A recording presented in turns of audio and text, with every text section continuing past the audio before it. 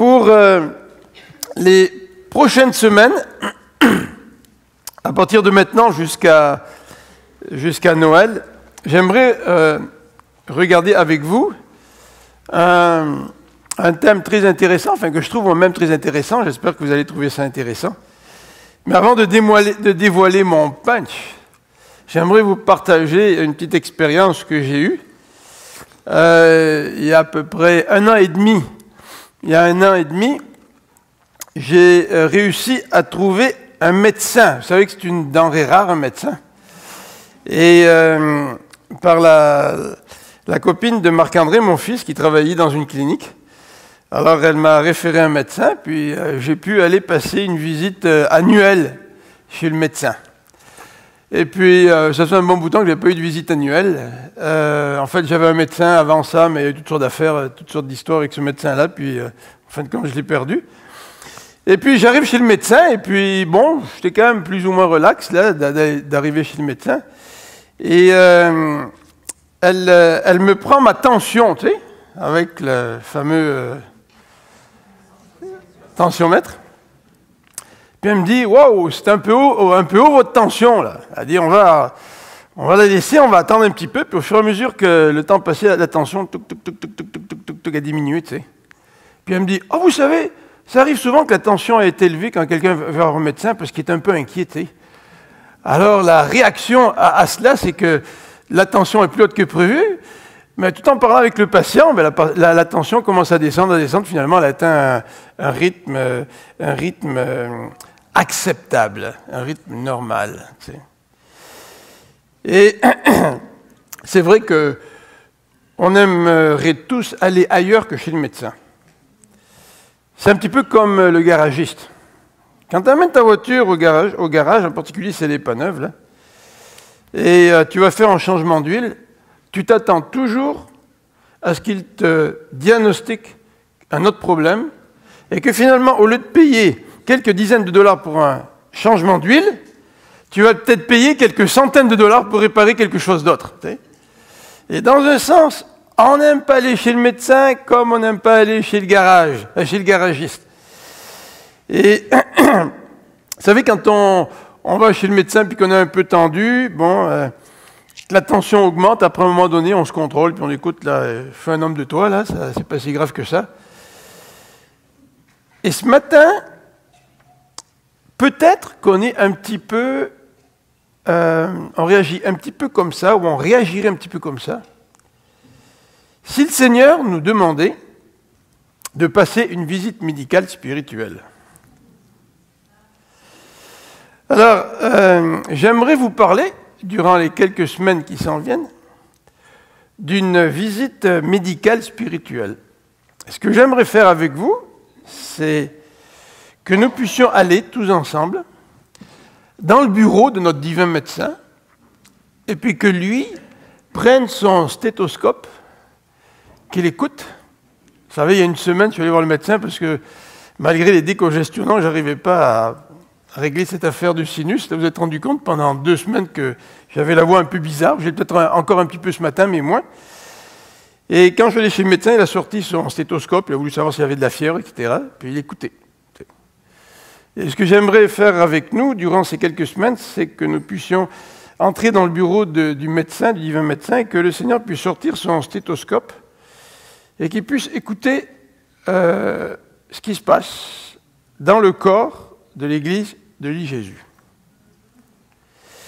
Et dans l'histoire de l'Église, ou plutôt durant les dernières décennies, plusieurs outils ont été utilisés pour faire le diagnostic spirituel des églises locales. Et le premier auquel j'ai pensé, c'est celui que Schwartz a développé il y a quelques années, et ça s'appelle le développement naturel de l'Église.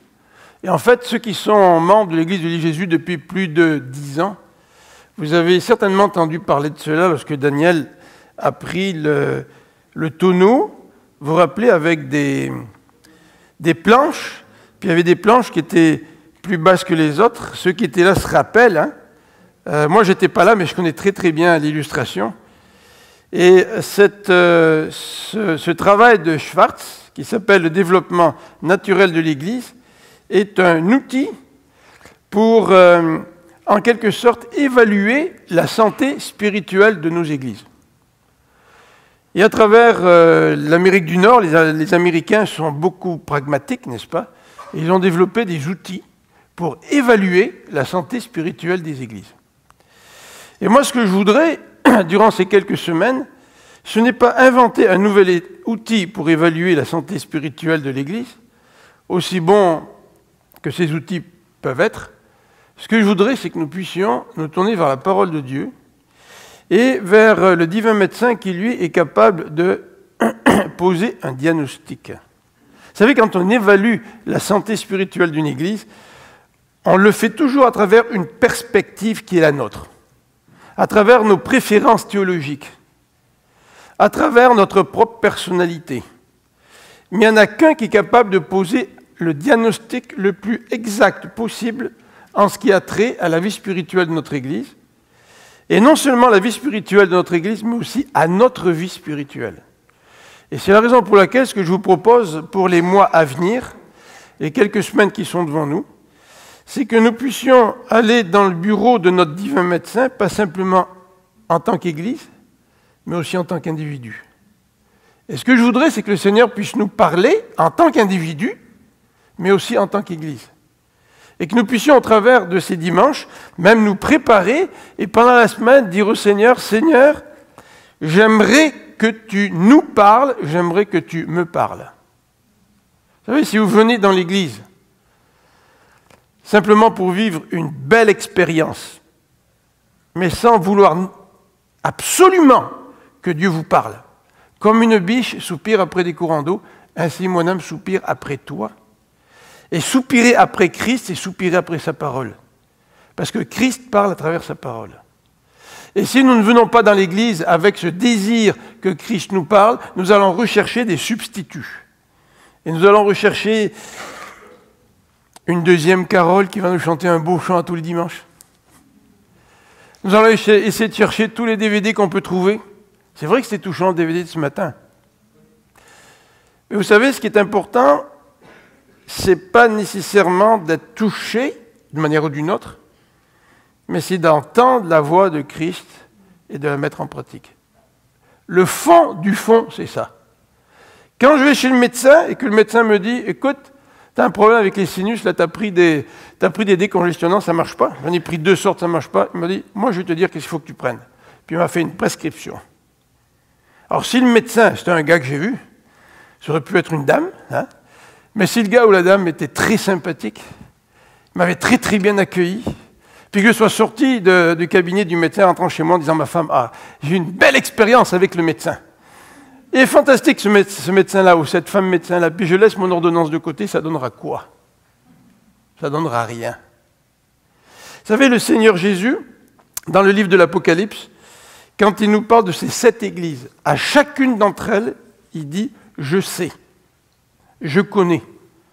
C'est le seul qui me connaît, c'est le seul qui vous connaît, c'est le seul qui peut mettre le doigt sur ce qui ne va pas dans notre vie, c'est le seul qui peut nous encourager en mettant le doigt sur ce qui va, parce que c'est ce qu'il va faire avec les 7 églises.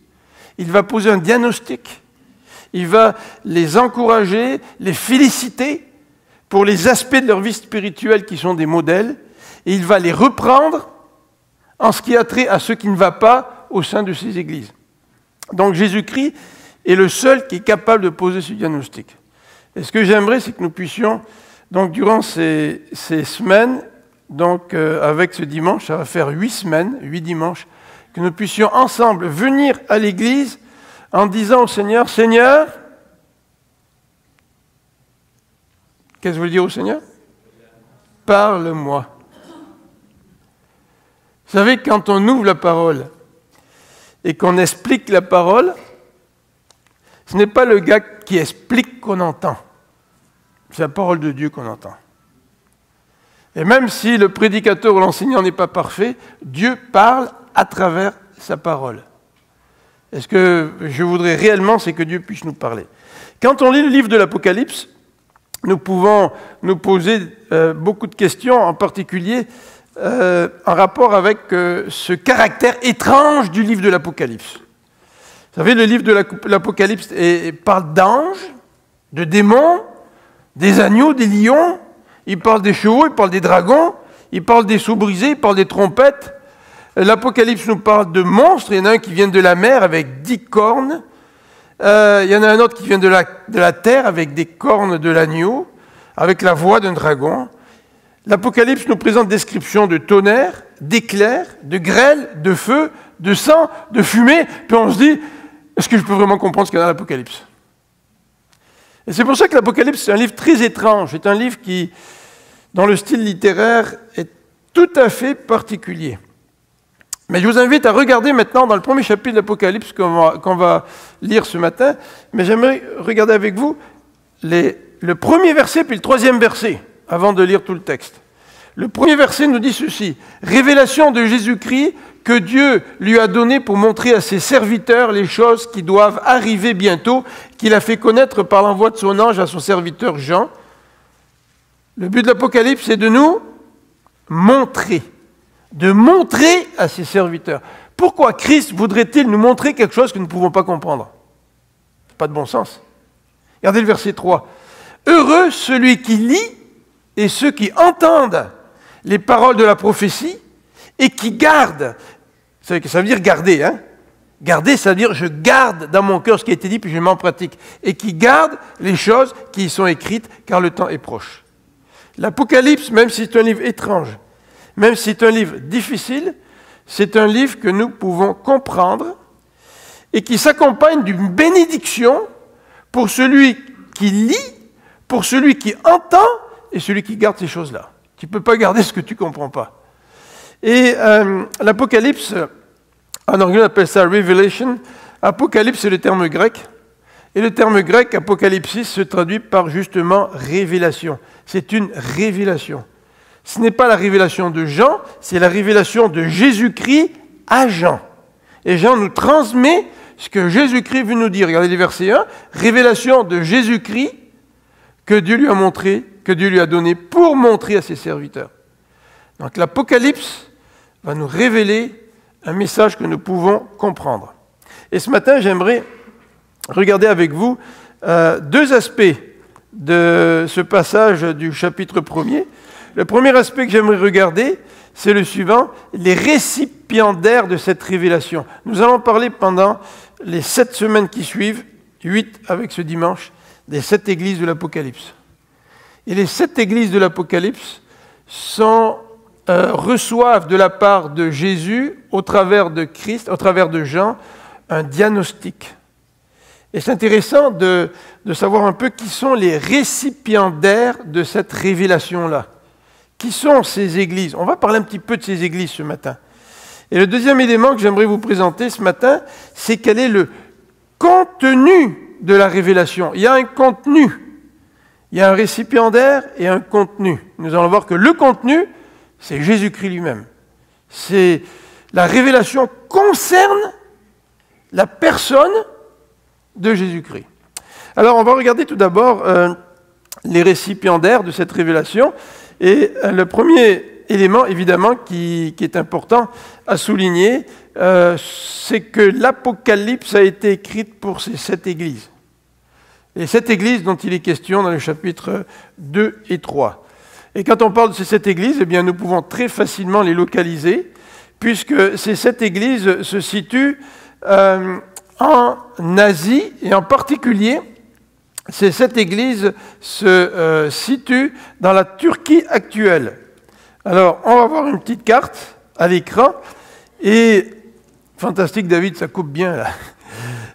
Et vous voyez donc à l'écran la partie à droite, on appelle ça l'Asie, vous voyez, et vous avez la ville d'Éphèse, et c'est cette région-là qu'on va voir un petit peu plus sous la loupe, là, dans la prochaine diapositive, mais vous voyez que vous avez donc l'Italie, la Grèce, et de l'autre côté de la mer Égée, vous avez cette partie de la Turquie actuelle, dans laquelle se trouvent ces 7 villes, ces 7 églises, à qui le Seigneur s'adresse par l'intermédiaire de son prophète, par l'intermédiaire de Jean.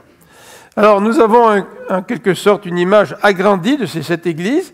Vous voyez donc qu'il est question de Smyrne, après un peu plus au nord Pergame, en descendant vers l'est Thyatire, Sardes, Philadelphie et Laodicée. J'ai oublié Smyrne. Je l'ai dit Smyrne?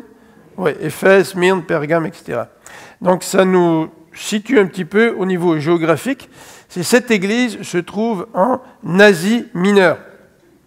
Et ces 7 églises, j'aimerais vous les présenter sous quelques traits généraux, parce qu'on va parler en détail de chacune d'entre elles.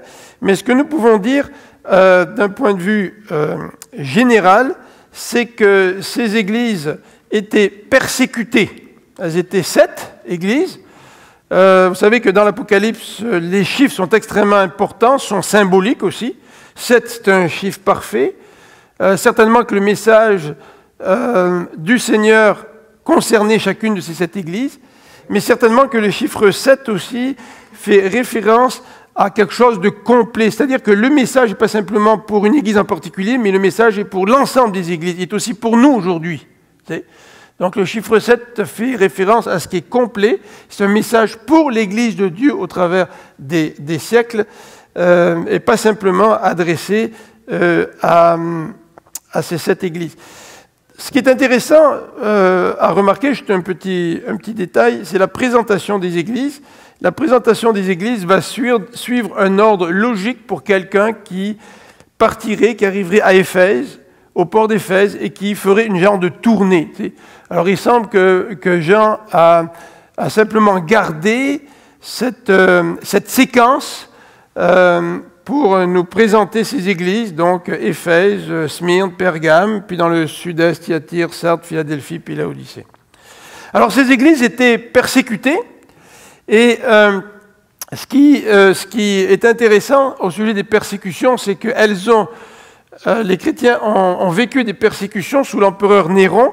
Néron a régné de 54 à 68 après Jésus-Christ, et il est fameux pour sa réaction à l'incendie de Rome. À un moment donné, il y a eu un incendie à Rome, et Néron a voulu reconstruire Rome, et il avait un petit peu la folie des grandeurs, et il y a eu des réactions de la part des Romains, et Néron a essayé de trouver un responsable de l'incendie, et il a décidé d'accuser les chrétiens d'avoir allumé l'incendie de Rome. Alors déjà à ce moment-là, la cible a été les chrétiens de Rome qui ont été donc persécutés, mais les persécutions étaient quand même relativement limitées à Rome. Mais un peu plus tard, les persécutions sous l'empereur Domitien qui a régné de 80 à 96 se sont amplifiées, et les persécutions se sont développées davantage au sein de l'Empire pour atteindre même les églises qui étaient en Asie. Donc ces 7 églises ont été persécutées d'une manière ou d'une autre. Alors c'était peut-être pas une persécution, on voulait tuer tout le monde, mais la persécution comprenait des insultes, la persécution causait des problèmes à ceux qui voulaient faire des affaires avec la société autour d'eux. Quelques-uns ont perdu leur vie, ce n'étaient pas des très très grosses persécutions, mais toujours est-il, la pression était croissante sur les chrétiens. Et les chrétiens ressentaient cette pression sur eux. Et c'est une des raisons pour laquelle le Seigneur a voulu écrire, a voulu parler aux 7 églises, a envoyé des lettres aux 7 églises par l'intermédiaire donc de son serviteur Jean. Ce qu'on doit dire sur les récipiendaires de cette révélation, c'est que Satan a des tactiques. Je ne sais pas si vous avez lu le livre de C.S. Lewis, qui nous parle des tactiques du diable. Satan a des tactiques. Et ces tactiques n'ont pas changé à travers les âges. Les tactiques du diable continuent aujourd'hui. Mais ces églises-là subissaient une pression que l'Église contemporaine, nos églises contemporaines subissent aussi. Peut-être pas tous en même temps. La pression que nous subissons ici n'est peut-être pas la même dans certains pays d'Afrique ou dans certains pays au Proche-Orient, où les églises chrétiennes sont persécutées, où des massacres ont encore lieu, même aujourd'hui. Les tactiques du diable aujourd'hui sont peut-être un petit peu différentes d'un endroit à l'autre du globe, mais les églises d'Éphèse, les 7 églises d'Éphèse, ont subi les 3 types de pression suivants. Alors, le premier genre de pression, c'est la pression physique. On en a parlé, c'est les persécutions physiques. Physiquement, il y a une pression. Il y a une pression parce qu'on se moque de toi. Il y a une pression parce que tu es chrétien, on t'empêche de mener tes affaires correctement.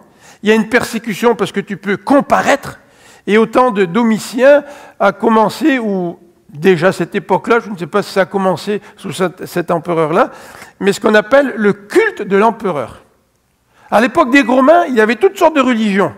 Tu pouvais croire tout ce que tu voulais, il n'y avait aucun problème. Mais par contre, une religion qui prétend qu'il y a un seul chemin, ça, c'était inacceptable. Dans une société pluraliste, c'était inacceptable. Vous savez, c'est un petit peu comme nous aujourd'hui. Aujourd'hui, tu peux garder ta religion, mais dans ta vie privée. Et chacun peut avoir ses religions. Dans le cours des religions à l'école, on présente toutes sortes de religions. Oh, tu peux choisir celle que tu veux. Alors, c'est sûr, les défenseurs de la laïcité vont penser que ceux qui adoptent des religions, c'est un peu... Ils sont peut-être un petit peu bêtes là, de croire en ces choses-là. Puis... Parfois, les athées ou les laïcs méprisent un peu les religieux, quels qu'ils soient d'ailleurs. Mais aujourd'hui, c'est un petit peu la même chose que dans l'Église primitive. La société était pluraliste, on pouvait croire à n'importe quoi, mais surtout, ce qu'on n'acceptait pas, c'était que quelqu'un se lève et dise « Il y a un seul Dieu, il y a un seul chemin, il n'y a qu'une façon d'être sauvé. » À l'époque, tous les chemins menaient à Rome. Mais pour aller au ciel, tous les chemins ne mènent pas au ciel. Et ça a dérangé les gens, et c'était une des raisons des persécutions. L'autre raison, c'était le culte à l'empereur. L'empereur avait décidé de demander à ses sujets d'offrir des sacrifices à l'empereur. Oh, tu pouvais avoir ta propre religion, c'est pas grave, c'est bien. Mais en même temps, il faut que tu célèbres un culte à l'empereur. Donc la pression commençait à être forte sur les chrétiens, en particulier la pression physique. La deuxième tactique du diable pour attaquer l'Église du Seigneur dans ce combat spirituel qui a lieu entre les forces du mal et notre Dieu et son Église, eh bien, il y a des pressions intellectuelles. Et déjà, l'apôtre Paul en a parlé quand il a rencontré les chrétiens d'Éphèse, les leaders d'Éphèse dans le port du Milet, en leur faisant ses adieux. Il leur a dit, des loups vont surgir de l'intérieur de vous. Et il parlait des faux prophètes. Et les faux prophètes enseignent l'erreur, enseignent une mauvaise théologie, un enseignement qui n'est pas conforme à la parole de Dieu. Et nous allons voir que certaines de ces églises font face à cette pression intellectuelle. La troisième pression que Satan utilise, c'est la pression morale. Vous savez, la pression qu'on appelle la pression éthique. L'éthique, qu'est-ce que c'est? C'est le comportement. Et les chrétiens, souvent, sont tentés de faire des compromis dans le quotidien au lieu d'obéir au commandement de Dieu. Et au lieu de se comporter d'une manière digne pour plaire au Seigneur en toutes choses, les chrétiens adoptent parfois la morale du monde ou le comportement du monde. Il y a une grosse pression à ce niveau-là aujourd'hui dans notre société, de se comporter comme le monde, de se comporter comme le monde dans les affaires. Cette semaine, j'ai parlé à Pierre Allard de l'église de Terrebonne-Mascouche. Et c'est un entrepreneur. Il a donné son témoignage à la commission Charbonneau, pour lequel la juge l'a félicité. N'est-ce pas? Tu le connais, Mathieu? Et il m'a dit, tu sais Philippe, il m'a dit, il y a plusieurs années, je faisais du déneigement le dimanche matin. Et il m'a dit, quand je faisais du déneigement le dimanche matin, je ne savais jamais quand je pouvais aller à l'église. Évidemment, les tempêtes ne se commandent pas, tu sais. Et Pierre Allard a dit, le dimanche, c'est le jour du Seigneur. Moi, je veux servir le Seigneur, j'arrête le business de déneigement. Tu sais, je veux dire, il y a quelque chose dans l'éthique de cet homme qui veut mettre en pratique les commandements de Dieu et qui le pousse à changer de comportement. Et les chrétiens aujourd'hui subissent toutes sortes de pressions, que ce soit au niveau de l'honnêteté, au niveau des impôts, au niveau des taxes, au niveau de l'argent, que ce soit avec la sexualité par exemple. Il y a énormément de pression morale sur les chrétiens aujourd'hui, et cette Église n'était pas exempte de cette situation-là. Et peut-être un jour je vais vous parler du livre que je suis en train de lire là sur la vérité. Et ce livre décrit la pression que la société met sur nous. Aujourd'hui, il n'y a plus de vérité absolue. Notre société est tolérante pour n'importe quoi, n'importe quelle façon de vivre, sauf pour ceux qui prétendent avoir une éthique absolue qui vient de Dieu. Donc la société est tolérante pour tout, sauf pour les chrétiens, sauf pour le message du chrétien. Parce que le chrétien reçoit ces commandements du Seigneur, et le chrétien, dans son quotidien, va vouloir vivre d'une manière conforme au Seigneur, et il sait que vivre d'une certaine manière, c'est bien, et vivre d'une autre manière, c'est mal. Et ça, c'est un absolu. Et notre société aujourd'hui met beaucoup de pression sur les chrétiens dans le domaine moral ou dans le domaine éthique. Et je ne suis pas sûr que nous remportions tous la victoire dans ces domaines-là. Donc voilà les tactiques du diable auxquelles cette Église était confrontée. Maintenant, j'aimerais regarder avec vous cette révélation de Jésus-Christ rapidement, que nous retrouvons dans ce chapitre 1, et on va lire quelques versets, en particulier à partir du verset 4. Jean, aux 7 églises qui sont en Asie, vous voyez, c'est un peu comme l'introduction de l'épître qui se prolonge. Que la grâce et la paix vous soient données de la part de celui qui est, qui était, qui vient, de la part des 7 esprits qui sont devant son trône, et de la part de Jésus-Christ, le témoin fidèle, le premier-né des morts et le prince des rois de la terre. Alors maintenant, Jean va parler du contenu de cette révélation. Jésus lui transmet un message, lui révèle quelque chose qui est caché, mais le centre de cette révélation, ce ne sont pas des événements, c'est un personnage. C'est Jésus-Christ lui-même. Le centre de cette révélation, c'est Jésus-Christ, et Jésus nous est décrit par 3 titres au verset 5. Le premier, c'est le témoin fidèle, le deuxième, c'est le premier-né des morts, et le troisième, c'est le prince des rois de la terre. Mettez-vous dans la peau d'églises qui sont persécutées, de chrétiens qui sentent de la pression. Alors, ce n'est pas encore la grosse persécution où on met les chrétiens, on jette les chrétiens dans les arènes pour qu'ils servent de pâture aux fauves, mais quand même, la pression est là, tu sais. De savoir que l'objet de la révélation, c'est Jésus-Christ, qui est le témoin fidèle. Vous savez, c'est un encouragement quand tu es dans la persécution de savoir que ton commandant en chef, ton Dieu, ton Seigneur, ton roi, il a été fidèle. Il s'est incarné, il a mené une vie fidèle. Quel encouragement, quelle association avec notre Christ. La deuxième expression, c'est le premier-né des morts.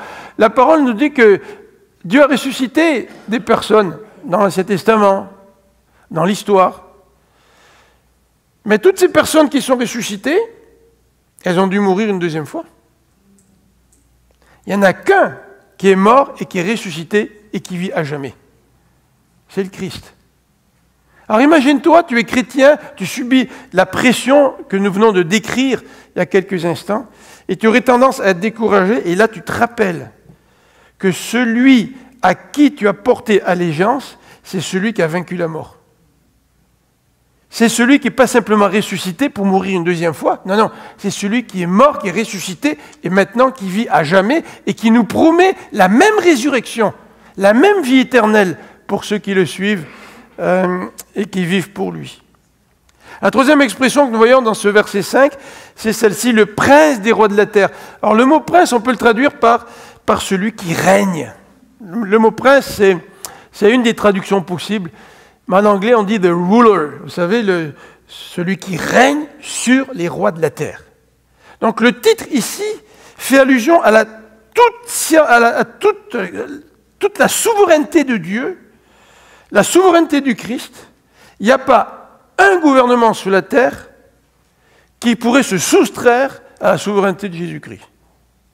Et si je suis persécuté, si vous êtes persécutés, si les 7 églises étaient persécutées, quel encouragement de savoir que celui qu'ils servent, qu'ils adorent, c'est celui qui règne sur toute autorité. Les versets 5b et 6 nous présentent une doxologie. On va le lire ensemble.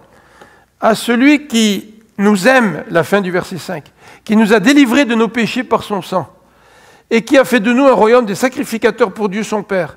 À lui soit la gloire et la puissance au siècle des siècles. Amen. Et là, on a 3 aspects concernant Jésus-Christ. 3 aspects temporels dans cette doxologie. L'aspect présent, l'aspect passé et l'aspect futur. Alors regardons rapidement ces 3 aspects. À celui qui nous aime. Ça, c'est fantastique. Le texte ne dit pas à celui qui nous a aimés. Il dit à celui qui nous aime. C'est-à-dire, c'est cette Église qui vivent des épreuves, qui sont l'objet des tactiques du diable, de la pression du diable, peuvent se rappeler que Jésus-Christ les aime encore aujourd'hui. Et ce qui est touchant dans le DVD qu'on a vu, c'est pas simplement de voir que Jésus a changé la vie de ces 3 personnes-là, mais c'est de voir l'amour que Dieu a déposé dans leur cœur. C'est pourquoi nous aimons Dieu, nous dit la Bible, parce que il nous a aimés le premier. Et d'ailleurs, ça va être le premier reproche que le Seigneur lui-même va adresser à l'église d'Éphèse. Il va dire, ce que j'ai contre toi, c'est que tu as abandonné ton premier amour. Alors le Christ, dans cette doxologie, nous est décrit, au travers de cet aspect présent, par un amour présent pour chacun d'entre nous. Ensuite, il nous est dit, il parle du passé, de ce que Christ a fait, il nous a délivrés de nos péchés par son sang. Il nous a délivrés de nos péchés par son sang. Il a fait de nous un royaume des sacrificateurs pour Dieu son Père. Ça, c'est extraordinaire. Vous savez, quand on a de l'impact dans la vie chrétienne, dans notre témoignage, c'est qu'on est conscient de ce que le Christ a fait pour nous et qu'on est sensible à l'œuvre que Christ a fait pour nous à la croix. Il nous a délivrés de nos péchés. Billy Graham l'a dit dans sa courte présentation, là. Tu ne vas pas au ciel parce que tu es meilleur que notre. Tu vas au ciel parce que Jésus enlève ton péché, et parce qu'il enlève ton péché, l'accès au ciel est maintenant ouvert. Mais est-ce que nous réalisons ce que c'est que de vivre sous le poids du péché? Oh, c'est sûr, quand on écoute les témoignages de l'ancien chef de gang, là, on est touché, n'est-ce pas? Mais est-ce que vous êtes touché parce que le Christ a effacé votre péché qui est aussi pire que celui de ce chef de gang, de cet ancien chef de gang? Ou est-ce que, bon, nous habitions avec l'idée du pardon de Christ, il est mort à la croix pour nous, bon, ok, je le sais, tu sais. Est-ce que vraiment ça nous touche, ça? Est-ce que vraiment ça nous bouleverse, ça? Et puis si ça nous bouleversait, nous n'aurions pas besoin d'entendre des témoignages dits spectaculaires pour que ces témoignages viennent nous toucher dans nos émotions. Nous n'aurions pas besoin de cela parce que nous serions sensibles à ce que le Christ a vraiment fait dans notre vie lorsqu'il nous a délivrés de nos péchés par son sang. La Bible nous parle d'alliance. La Bible nous parle de délivrance de l'esclavage, en utilisant souvent l'image de l'Égypte. Nous avons été délivrés de l'esclavage. Est-ce que nous en sommes conscients? Est-ce que nous sommes venus à Christ en lui demandant de nous délivrer de l'esclavage de notre péché? Ou est-ce que nous sommes venus à Christ en lui faisant peut-être une faveur, en lui disant « je te donne mon cœur ». Il y a une différence. En disant à Christ « je te donne mon cœur », ou en criant à Christ en lui disant « libère-moi de mon péché, efface mon péché ». Et le texte ici nous présente l'aspect passé de ce que Christ a fait. Et regardez, il a fait de nous un royaume de sacrificateurs pour Dieu. Je ne vis plus pour moi, je vis pour Dieu. Je ne viens plus à l'église pour les autres ou pour moi ou pour un plaisir quelconque. Je viens pour Dieu. Je participe à son royaume pour Dieu parce que je suis un prêtre, je suis un sacrificateur, je suis à son service. Le dernier élément, regardez à partir du verset 7, je pense que je l'ai oublié de marquer le verset 7. « Voici, il vient, et tout œil le verra, même ceux qui l'ont percé, et toutes les tribus de la terre se lamenteront à cause de lui. » Le Christ s'en vient, ça c'est l'aspect futur. Et quand il va venir, les peuples vont se lamenter. Pourquoi? Pourquoi ils vont se lamenter? Parce que le Christ va revenir pour juger, pour établir sa justice. Vous savez pourquoi l'être humain a un concept de justice très aigu? Parce que ça lui vient de Dieu. Il a été créé avec ce sens de justice. Et il suffit que quelqu'un marche sur nos droits, que notre sentiment de justice explose et notre colère envers ceux qui ne nous ont pas fait justice. Mais Jésus va faire justice. Et le mal n'aura pas de passe-droit. Et le texte nous dit que Jésus va revenir et tout œil le verra, même ceux qui l'ont percé, et la terre se lamentera à moins d'avoir été délivrés de nos péchés. La vision de Jean se termine au verset 9, à partir du verset 9 jusqu'au verset 19, et je vais passer là-dessus assez rapidement, mais le verset 9 nous dit qu'à partir du verset 9 que Jean a une vision, et Dieu veut que cette vision soit transmise au verset 11 aux 7 églises qui sont énumérées, on les identifie par leur nom. Et au verset 12, il est dit que Jean se retourne pour savoir quelle était la voix qui parlait. Et puis, qu'est-ce qu'il voit? Il voit 7 chandeliers d'or. Ça, c'est les premières choses qu'il voit, les 7 chandeliers d'or. Et ensuite, au milieu des 7 chandeliers d'or, il voit un homme vêtu d'une longue robe. Et il y a une ceinture d'or sur sa poitrine. Sa tête et ses cheveux étaient blancs comme de la laine blanche, verset 14, comme de la neige. Ses yeux étaient comme une flamme de feu. Ses pieds étaient semblables à de l'airain ardent, comme s'il avait été embrasé dans une fournaise, et sa voix était comme le bruit de grandes eaux. Il avait dans sa main droite 7 étoiles, de sa bouche sortait une épée aiguë à 2 tranchants, et son visage était comme le soleil lorsqu'il brille dans sa force. Alors si vous voulez rester avec moi jusqu'à 3h de l'après-midi, on va regarder chacun de ces détails-là. Mais toujours est-il, cette description du Fils de l'homme fait écho à Daniel, comme on le voit à l'écran, et nous décrit cet aspect divin de Jésus. Ce que Jean a vu, ce n'est pas un homme. Ce n'est pas un homme parfait que Jean a vu. Jean a vu le Fils de Dieu. Il a vu l'homme Dieu, 100% Dieu, 100% divin. Et l'objet de la vision de Jean, c'est vraiment la personne de Dieu. D'ailleurs, la Bible dit que personne ne peut voir Dieu et vivre. Et c'est compréhensible de voir au verset 17 la réaction de Jean. « Quand je le vis, je tombais à ses pieds comme mort. Et il posa sur moi sa main droite en disant, « Ne crains point, je suis le premier et le dernier, et le vivant. J'étais mort. Et voici, je suis vivant au siècle des siècles. Je tiens les clés de la mort et du séjour des morts. » Ça sert à quoi une clé? Ça sert à ouvrir ou à fermer.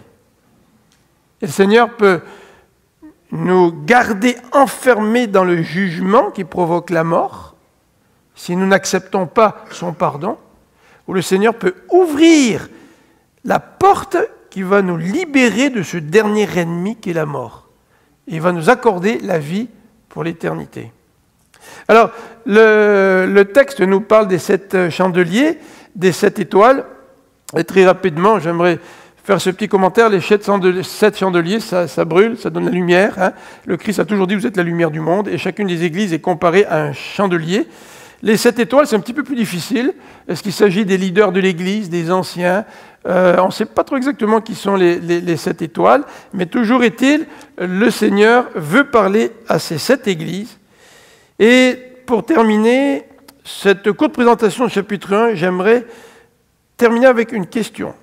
J'aimerais revenir à mon illustration de ce matin. Vous savez, il y a des gars qui sont malades, qui sentent quelque chose qui ne va pas bien, ils ont peur d'aller chez le médecin. Puis ils n'y vont pas. Puis quand ils y vont, c'est parfois trop tard. Et la question sur laquelle j'aimerais nous laisser ce matin, c'est celle-ci. Est-ce que tu es prêt? Est-ce que nous sommes prêts à un diagnostic? Est-ce que vous voulez venir à l'église dimanche matin pour entendre parler des 7 églises en vous disant, Seigneur, je me place devant toi, comme je pourrais me placer devant un scanner pour que tu puisses lire ma vie? Tu la lis déjà. Mais je voudrais moi aussi accepter cela. Je voudrais que tu lises ma vie et je voudrais que tu poses un diagnostic. Et j'aimerais aussi que nous puissions le faire en tant qu'Église. Les leaders d'Église se réunissent sur une base régulière, et je pense que ce serait bien qu'en tant que leader d'Église aussi nous puissions nous poser la question, Seigneur, comment tu vois l'Église de l'île Jésus? C'est vrai que nous pouvons avoir peur. C'est vrai que ça peut être inquiétant. Mais il n'y a pas de guérison sans passer par cette foutue visite chez le médecin. C'est vrai? Dieu parle. Est-ce que vous croyez que Dieu parle? Est-ce que vous croyez que Dieu parle? C'est pas à travers moi c'est pas moi qui parle. C'est sa parole qui parle. Vous savez, chaque fois que nous citons la parole à des gens, c'est Dieu qui parle. Est-ce que vous croyez que Dieu parle aujourd'hui, à travers vous, dans votre témoignage? Est-ce que vous croyez que Dieu parle à travers les exhortations des frères? Est-ce que vous croyez que Dieu parle à travers l'enseignement du dimanche matin? Est-ce que vous croyez que c'est Dieu qui parle et que chaque dimanche, vous avez un rendez-vous avec le roi des rois qui veut nous parler, qui veut vous parler? Regardez cette bénédiction de l'Apocalypse, chapitre 1, verset 3. « Heureux celui qui lit et ceux qui entendent les paroles de la prophétie et qui gardent ces choses. » Et regardez la fin de l'Apocalypse, au chapitre 22, verset 18. « Je déclare à quiconque entend les paroles de la prophétie de ce livre. Si quelqu'un y ajoute quelque chose, Dieu le frappera des fléaux décrits dans ce livre. Et si quelqu'un retranche quelque chose des paroles du livre de cette prophétie, Dieu retranchera sa part de l'arbre de la vie et de la ville sainte décrit dans ce livre. » Dieu veut nous parler. Et mon souhait, c'est qu'à travers ces 7 églises d'Apocalypse, il puisse parler à chacun d'entre nous durant ces quelques semaines. Prions ensemble.